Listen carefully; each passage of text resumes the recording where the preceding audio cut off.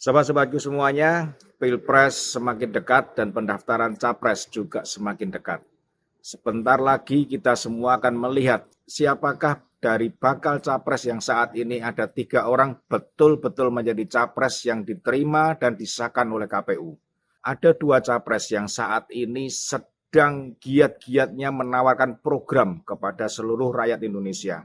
Apapun program yang mereka tawarkan, sebaiknya kita mulai teliti dan kita mulai lihat secara berhati-hati. Apakah program itu betul-betul program yang bisa diterima oleh rakyat?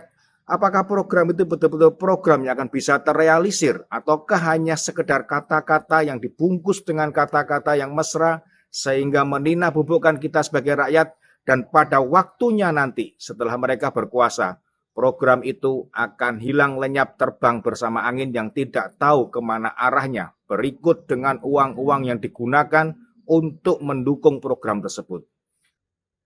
Muhaimin Iskandar yang saat ini menjadi bacawa pres dari Anies Baswedan, beberapa waktu yang lalu PKB sempat mengatakan jika PKB menang, maka akan memberikan subsidi sebesar 6 juta rupiah per bulan kepada setiap ibu hamil, tanpa diberikan perhitungan yang jelas, tanpa memberikan dari mana asal anggaran itu, tetapi yang penting diteriakkan terlebih dahulu. Dan ini tentunya dengan maksud untuk merengkuh suara dari para ibu hamil yang ada di Republik ini. Tak kurang dari itu, beberapa waktu yang lalu dari kubu satu lagi, Prabowo Subianto, Hasyim Joyo Hadikusumo yang sebagai ketua tim pemenangan mengatakan bahwa jika Prabowo menang, maka akan diberikan subsidi. Mereka mengatakan akan memberikan subsidi kepada 77 juta jiwa, di mana 44 juta untuk anak siswa SD sampai dengan SMA, 30 juta adalah anak-anak usia prasekolah. Dari jumlah tersebut, maka untuk ibu hamil hanya didapatkan angka sebesar 3 juta jiwa. Apakah mungkin di antara 280 juta lebih rakyat Indonesia hanya ada 3 juta ibu hamil? Ini perlu kita pertanyakan dari mana mereka mendapatkan datanya dan apakah data itu valid dari pemerintah yang ada sekarang. Dari sini kita sudah bisa melihat apakah perhitungan mereka itu sesuai dengan nalar yang bisa kita terima. Kemudian dari perhitungan itu mereka mengatakan oleh tim mereka sudah dihitung. Mereka akan memberikan subsidi sebesar 400 triliun per tahun. Sobat-sobatku semuanya, bukan jumlah yang sedikit dan bukan jumlah yang bisa dianggap remeh. 400 triliun selama setahun digelontorkan untuk subsidi. Dan kita lihat APBN kita hanya berjumlah sekitar 3.000 triliun lebih. Sobat-sobatku semuanya, apakah angka ini masuk di akal? Masih ditambah lagi pemberian subsidi kepada guru. Sejumlah guru yang dihitung oleh mereka 3,3 juta guru yang menerima gaji tidak layak, masih juga ditambah 537.000 guru honorer. Sehingga jika angka ini dijumlahkan menjadi 3,8 juta kita anggapnya. Jika 3,8 juta satu orang guru mendapatkan subsidi 1 juta rupiah. Jangan dihitung 2 juta seperti yang mereka katakan, 1 juta rupiah. Maka di dalam 1 tahun kita membutuhkan dana 45 triliun lebih. Jika itu 1 juta dikalikan 3.800.000 dalam 1 bulan dikalikan 12 bulan dalam setahun, didapatlah angka 45 triliun lebih. Jika itu menjadi 2 juta, berarti berkisar sekitar 90 triliun. Alhasil, maka subsidi yang digelontorkan adalah 500 triliun. Tanpa memberikan gambaran dari mana uang itu akan diperoleh, dari mana uang itu akan didapat, dan ke arah mana uang itu akan disalurkan. Mereka hanya mengatakan bahwa konglomerat tidak boleh ikut-ikut dan akan disalurkan melalui BUMD dan koperasi. Sobat-sobatku semuanya, kita ingat pada masa kemarin pada saat bantuan sosial diberikan oleh pemerintahan Joko Widodo dan diarahkan untuk sembako kepada rakyat, maka konglomerat tidak ikut-ikut, tetapi yang terjadi harga yang di bawah berbeda dengan harga yang semestinya ada di pasar. Apakah ini tidak akan membuka lembaran baru dari pihak-pihak yang tidak bertanggung jawab untuk mengambil dan mengutip uang yang seharusnya diberikan kepada rakyat? Dan apakah yakin dengan jumlah yang sedemikian besar tanpa ada campur tangan konglomerat? Sepertinya sangat mustahil. Bagaimana sebuah pemerintah daerah akan membelanjakan dalam kapasitas sedemikian besarnya? Dari mana disediakan barang-barangnya jika bukan berasal dari mereka yang kita sebut oligarki yang berada di sekitar kekuasaan?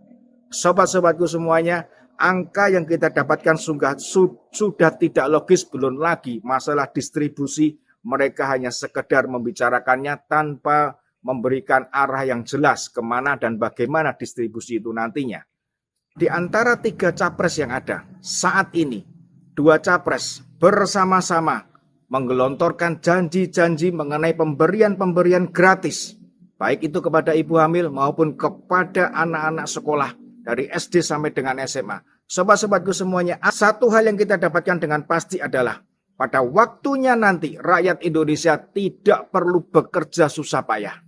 Karena usia semasa hamil dijamin oleh pemerintah, anak-anak prasekolah dijamin oleh pemerintah, anak-anak sekolah dari SD sampai dengan SMA dijamin oleh pemerintah. Maka selepas selesai SMA, lebih baik anak-anak kita menikah, hamil, kawin, punya anak, dan itu dijamin oleh pemerintah. Apakah hal ini tidak menjadikan pertanyaan bagi kita semua? Kemana arah program ini sebetulnya? Dan di antara 2 capres ini yang mereka sasar adalah ibu hamil dan yang satu lagi adalah guru. Di mana guru merupakan kebutuhan terbesar daripada bangsa kita agar negara ini rakyatnya menjadi terdidik dan rakyat menjadi semakin pandai, rakyat semakin mengerti dan rakyat akan semakin bertumbuh ekonominya jika pendidikan kita menerima pendidikan yang layak dan pendidikan kita pendidikan yang mampu berkompetensi dengan pendidikan dari luar negeri. Sobat-sobatku semuanya, memang guru saat ini apalagi guru honorer perlu diperhatikan nasib mereka mengenai penghasilan mereka, tetapi bukan diberikan janji. Berikanlah sesuatu yang layak, sesuatu yang fakta untuk mereka. Satu hal lagi yang perlu kita perhatikan. Pada saat ini pemerintah Jokowi memberikan bantuan-bantuan kepada rakyat yang ekonominya kurang beruntung. Bantuan itu saat ini disalurkan dengan menggunakan atau yang disebut dengan bantuan tunai. Tidak lagi berupa sembako seperti beberapa waktu yang lalu karena banyak kebocoran dan banyak dimanfaatkan oleh orang-orang yang tidak bertanggung jawab. Sobatku semuanya, jika mereka berkuasa, bantuan yang mereka janjikan itu apakah akan terrealisir? Itu yang pertama. Yang kedua, jika bantuan yang mereka berikan itu terrealisasi, kemudian bagaimanakah nasib dengan bantuan-bantuan yang selama ini sudah diterima oleh rakyat? Apakah akan diteruskan ataukah akan diberhentikan? Kita semua tidak tahu. Karena itu merupakan janji yang sah-sah saja diberikan. Terpenuhi atau tidak terpenuhi, melihat nanti setelah mereka berkuasa, setelah mereka memimpin. Ini yang perlu kita hati-hati. Karena jangan sampai setelah mereka berkuasa ternyata janji itu hanyalah pepesan kosong dan kita hanya menerima selembar janji di dalam mimpi yang tidak pernah menjadi kenyataan. Sobatku semuanya, 3 capres, 2 capres sudah mengungkapkan program-programnya, mengungkapkan apa yang akan mereka lakukan. 1 capres kita masih tunggu. Apakah akan mengikuti jejak mereka hanya memberikan janji? 1 capres kita akan lihat yang selama ini berjanji akan meneruskan program Joko Widodo yang tampaknya sangat bisa diterima melalui program Jokowi, maka dunia industri akan meningkat. Begitu juga dengan penghasilan rakyat, dengan usia kerja, mendapatkan pekerjaan yang layak, pendidikan akan meningkat, sehingga pada akhirnya rakyat kita betul-betul disejahterakan dan Indonesia akan tercipta menjadi Indonesia maju. Kita boleh belajar dari pengalaman masa lalu, rekam jejak seperti yang dikatakan oleh capres dari Koalisi Perubahan yang saat ini sudah berubah isinya. Rekam jejak pada saat yang bersangkutan menjadi Gubernur DKI Jakarta. Bagaimana? Apakah janji yang dia ucapkan itu adalah betul-betul janji yang terrealisasi? Kemanakah rumah DP 0%? Kemanakah program OCOK yang diharapkan bisa meningkatkan masyarakat, taraf hidup masyarakat, penghasilan masyarakat, dan rakyat bisa membeli dengan harga barang yang relatif murah?